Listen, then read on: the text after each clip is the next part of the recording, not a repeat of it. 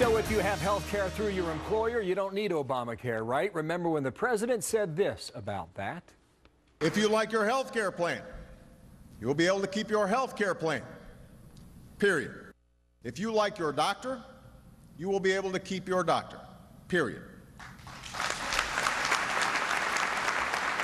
But already in the past several months, more than 300 American companies say they will discontinue their health plan for their employers. So what happens in the future? Will the employers of big business in America continue to pony up for your coverage? We're going to debate this now. Leslie Marshall, syndicated radio talk show host. David Webb, host of the David Webb Show on Sirius Radio. Both are Fox News contributors. And on the right, there is Ed Butowski. And Ed is the managing partner of Chapwood Capital Investment Management. And you're going to be the arbiter, Ed.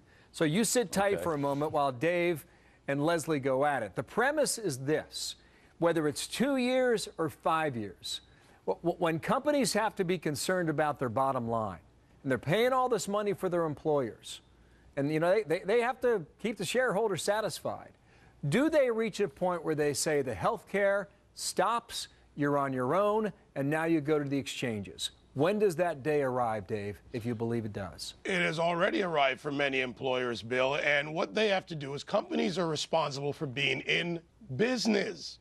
Therefore, they make decisions based on financial concerns in large part.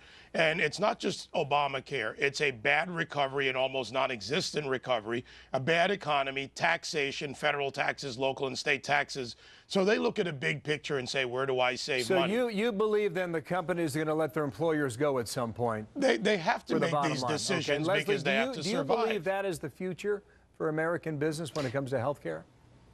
Well, I believed David and agreed with him for the first part of his sentence, which is companies have been doing this for years. This does not have to do with Obamacare. For example, I'm an owner of a company. I have Blue Cross for my employees. I've switched up the plans a couple of times as the demographic of my employee population changes, and certainly regarding the bottom line. How many times do we remember back years ago when corporations chose HMOs over the PPOs and other private insurances because they were cheaper?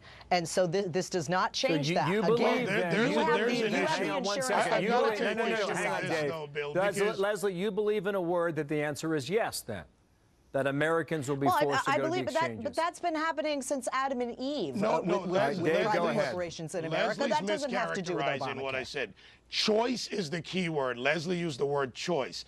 Companies had choice before. Obamacare requires participation.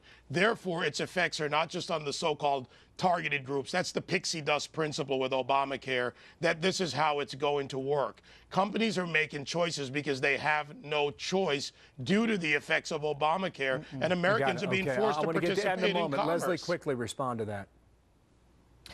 No, not at all. The bottom line, if you look at a company like Home Depot, for example, where they're moving their part-time employees, if you read the entire sentence, not off of their insurance and throwing them out in the cold, they are moving them to Obamacare. However, you have to remember that the average cost, even in a state like Florida, which is Governor Rick Scott's state that tried to up the money for those who are putting into Obamacare through those insurance companies in the state of Florida, still the average is $348 per person per month. Well, we're going to see whether it's going to go. Hang on to both of you now, okay? Time to bring in the arbiter on this. The businessman, Ed, who's right, and what is the future for what people can expect now? Well, first of all, I mean, there's very little argument that this is expensive to all businesses. And businesses, as David correctly pointed out, are judged based on profitability. There is something that happened years ago that is very similar to what is going to happen. We are going to see employers drop health care across the board, just like they dropped defined benefit plans. Prior to 1980, 95% of retirement plans were defined benefit plans. They became too expensive to companies. They dropped them, and they started bringing in 401k plans that are called defined contribution plans. So this will find a natural home. Constantly changing, but the bottom line is, David is absolutely spot on. This is going to be too expensive. We're going to see employers drop it across the board. Is it too, hang on. Ed, I need to know. Hang on, Dave, please. Ed, is it 2 years?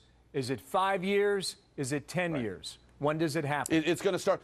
It all depends on how quickly healthcare costs go up, and they're going up very quickly because of this healthcare kibbutz. That's basically what Obamacare is. It's everybody trying to play this game together, and the more expensive healthcare gets, the quicker companies are going to drop it. So it's a matter of how fast costs go up. 2, 3, 4 years. But I will tell you, we're going to see the majority of big companies drop healthcare if this continues down this path in the next 5 years. These exchanges better be pretty good. Ed, thanks. David, thanks. That's Leslie, right. thanks to you as well. Terrific panel talking about that. We'll see you in time. Thanks to all of you.